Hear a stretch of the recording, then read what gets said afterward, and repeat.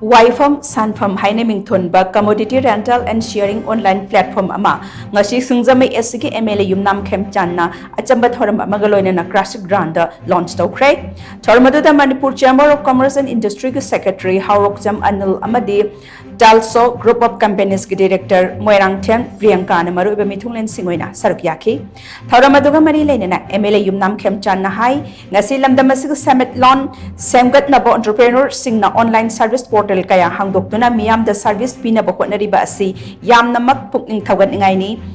anauba idea magaloini na ngasi launch story ba Waipham Shanpham online application asina miyam da achoba khudong saba ma piragani haibagi thazabalai haina su makna makatana phungdokhe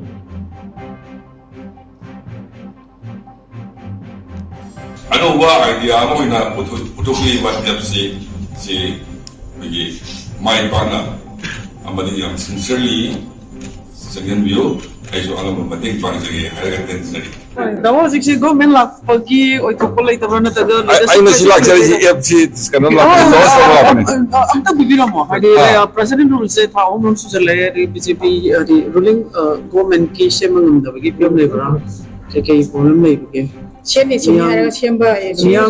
kari maram lai kaya buji gido chemani haraga chema ngam da biski maram kari lai ge malam ka suli te mai samjar ne ka leadership crisis ke lai jalo laite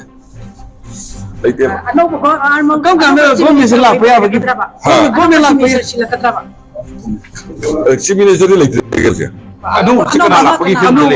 alo kan game me do dia ano government je kam chemba ya